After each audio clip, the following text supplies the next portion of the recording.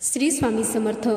आपण दररोज हे अनुभवत असाल की चांगल्या माणसासोबत नेहमी वाईट का होते. आपल्या आजूबाजूला अनेक चांगली, प्रामाणिक, कष्टाळू आणि साधी माणसं असतात, पण अशा लोकांनाच अनेकदा जीवनात मोठा संघर्ष करावा लागतो. अनेकदा आपल्याला असं वाटतं की वाईट माणसं मजेत जगतात आणि चांगल्या माणसांनाच अडचणींचा सामना करावा लागतो. पण हे का घडतं? मित्रांनो, जीवनात काही गोष्टी आपल्या नियंत्रणात नसतात, पण काही गोष्टी आपल्या विचारांवर नक्कीच अवलंबून असतात. चांगल्या लोकांसमोर येणाऱ्या अडचणींवर विचार करताना आपल्या मनात अनेक प्रश्न येतात.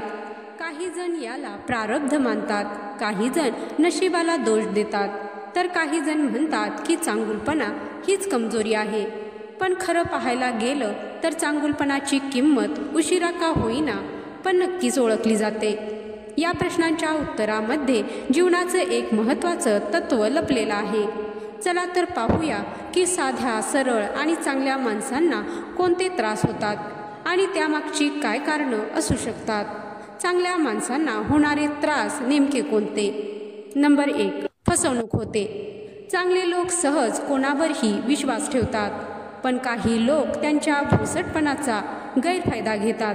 त्यांचं प्रेम, आदर आणि इमानदारीचे शस्त्र काही स्वार्थी लोक त्यांच्याच विरोधात वापरतात. एकदा फसवणूक झाली तरीही हे लोक पुन्हा कोणावर तरी विश्वास ठेवतात आणि परत तेच घडतं.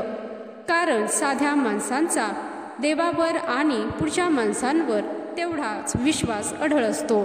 नंबर 2, योग्य किंमत मिळत नाही. मेहनती असूनही त्यांना त्यांच्या कामाची योग्य दखल घेतली जात नाही. समाज, ऑफिस किंवा अगदी कुटुंबातही यांचं कौतुक केलं जात नाही. त्यांच्या त्यागाची किंमत समजायला लोकांना खूप उशीर लागतो. नंबर 3, लोक गैरसमज करून घेतात. काही लोक त्यांच्या चांगुलपणाला दुर्बलता समजतात आणि त्यांचा अपमान करतात. जेव्हा हे लोक शांत राहतात किंवा कोणाच्याही वाईट गोष्टींकडे दुर्लक्ष करतात, तेव्हा त्यांना दुर्बल मानलं जातं आणि लोक त्याचा फायदा घेतात. नंबर 4, स्वतःच्या इच्छांना बाजूला ठेवतात. साधीभोळी लोक इतरांना मदत करताना स्वतःच्या सुखाचा त्याग करतात. आपल्या कुटुंबासाठी, मित्रांसाठी, समाजासाठी सतत झटत राहतात, पण स्वतःसाठी काहीच करत नाहीत. त्यामुळे त्यांच्या आयुष्यात अनेक स्वप्न अपूर्णच राहतात. नंबर 5, दुःख लपवतात. हे लोक स्वतःच्या समस्यांबद्दल कोणालाही सांगत नाहीत आणि मनातच दुःख साठवून ठेवतात.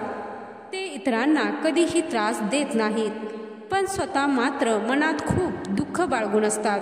अशा या चांगल्या माणसांसोबत वाईट का होतं ते पाहूया. नंबर 1, लोक त्यांचा फायदा घेतात. चांगल्या लोकांना नेहमीच इतरांना मदत करण्याची सवय असते. ते कोणाचं वाईट करत नाहीत. म्हणूनच काही स्वार्थी लोक त्यांचा फायदा घेतात. त्यांच्याकडून काम करून घेतलं जातं, पण त्यांना क्रेडिट दिलं जात नाही. अनेकदा ते कोणाच्याही अडचणीत धावून जातात, पण जेव्हा त्यांना गरज असते तेव्हा कोणीही त्यांच्यासोबत नसतं. नंबर 2, ते कोणालाही दुखवत नाहीत, पण त्यांना दुखावलं जातं. साधी आणि सरळ माणसं कोणाचं वाईट करत नाहीत, पण काही लोक त्यांना सतत त्रास देतात. त्यांचं प्रेम, विश्वास आणि मदत घेऊन त्यांची किंमत न करता त्यांना दूर केलं जातं. हे लोक इतरांसाठी खूप काही करतात, पण त्यांना मात्र त्याच्या बदल्यात काहीच मिळत नाही. नंबर 3, त्यांची मेहनत दुर्लक्षित होते. कष्ट करणाऱ्या आणि चांगल्या लोकांची अनेकदा दखल घेतली जात नाही. लोक त्यांना हे तर यांचं नेहमीचं काम आहे असं म्हणून त्यांच्या प्रयत्नांना दुर्लक्षित करतात. पण अशाही परिस्थितीत मेहनती माणसांना शांत राहण्याची सवय असते. म्हणूनच त्यांच्या कष्टाचं योग्य मूल्यमापन केलं जात नाही आणि चांगली माणसे त्याची अपेक्षा सुद्धा करत नाहीत. नंबर 4, ते सत्याच्या बाजूने असतात, पण सत्य बोलल्यामुळे त्यांना प्रचंड त्रास होतो. प्रामाणिक लोक खोटं बोलत नाहीत आणि चुकीच्या गोष्टींना विरोध करतात. त्यामुळे अनेकदा त्यांना समाज, कार्यालय किंवा कुटुंबात त्रास सहन करावा लागतो.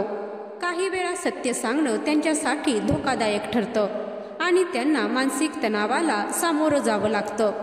नंबर 5, यांची मनं साफ आणि निष्पाप असतात. साधी आणि चांगली लोक कोणाच्याही बद्दल मनात वाईट विचार आणत नाहीत. त्यामुळे ते इतरांच्या बोलण्यावर सहज विश्वास ठेवतात. अनेकदा हीच सवय त्यांना धोका देते, कारण जगात काही लोक संधी साधू असतात आणि भाबड्या लोकांचा फायदा घेतात.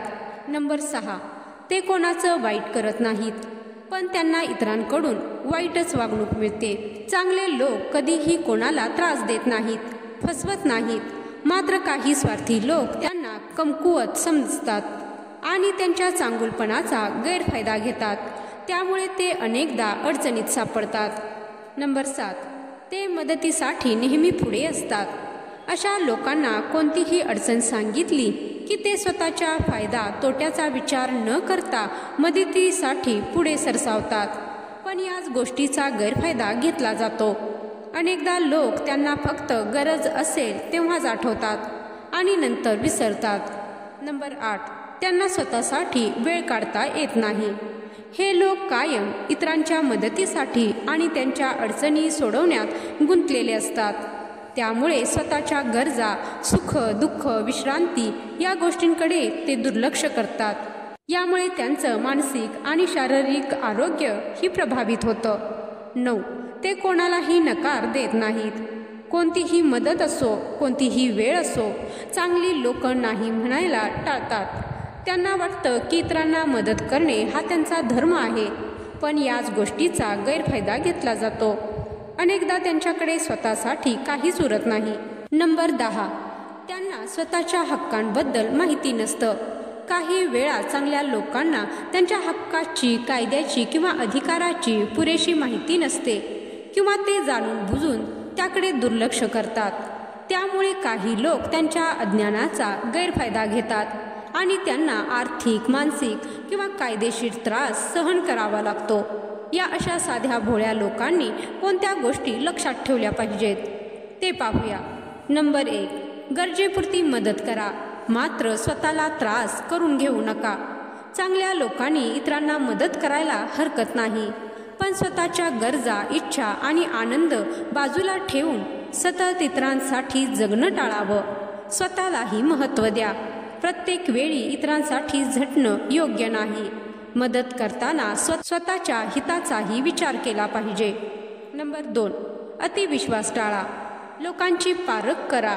सगळ्यांवर पटकन विश्वास ठेवू नका. लोकांची पारख करा आणि अनुभवावरून शहाणपणाने निर्णय घ्या.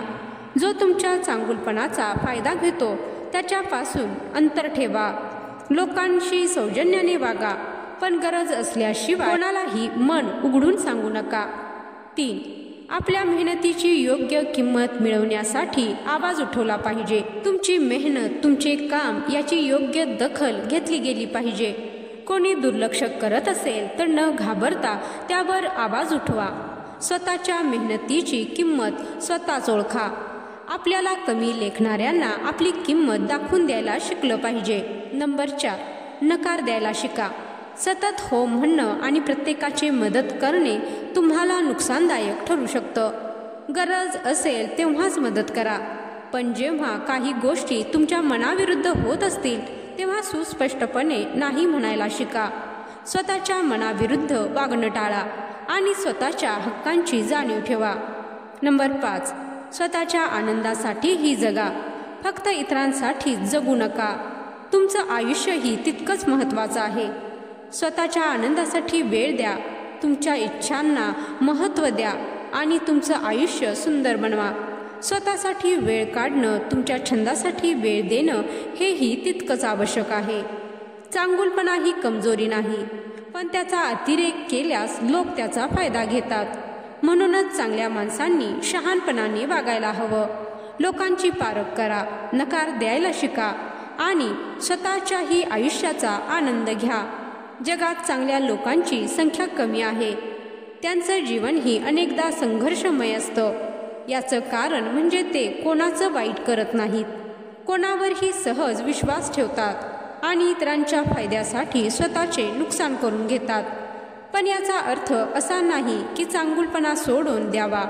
उलट चांगल्या लोकांनी स्वतःच्या मूल्यांना धरून राहावं, पण त्याच वेळी जगाशी योग्य पद्धतीने व्यवहार करायलाही शिकायला हवं. जीवनात कोणालाही अडचणींपासून सुटका नाही. प्रत्येकाच्या वाट्याला काही ना काही संघर्ष येणारच, पण यातून शिकून पुढे जाणं हे महत्त्वाचं आहे. चांगल्या लोकांनी आपला आत्मसन्मान टिकवावा, आपल्या मेहनतीला योग्य किंमत मिळवावी आणि स्वतःलाही महत्त्व द्यावं. प्रत्येकाला आनंदी राहण्याचा आणि स्वतःसाठी जगण्याचा अधिकार आहे. तुम्ही दुसऱ्यांसाठी जेवढे करता तेवढं स्वतःसाठीही करा. नकार द्यायला शिकलात, स्वतःच्या गरजा समजून घेतल्या तरच तुमच्या चांगुलपणाची खरी किंमत मिळेल.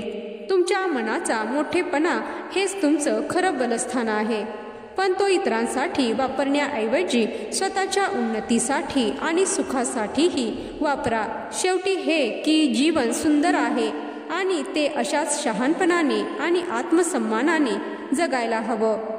तुमचे जीवन असेच सकारात्मक विचारांनी भरून जाओ. तुमच्या मनातील सर्व चांगल्या इच्छा आकांक्षा पूर्ण होत तुम्हाला सुखसमृद्धी लाभो ही ईश्वरचरणी प्रार्थना. तर आजचा हा माहितीपूर्ण व्हिडिओ तुम्हाला आवडला असेल तर व्हिडिओला लाईक करा आणि चॅनलला सबस्क्राईब करायला विसरू नका. व्हिडिओ शेवटपर्यंत पाहिल्याबद्दल धन्यवाद. जय श्री स्वामी समर्थ.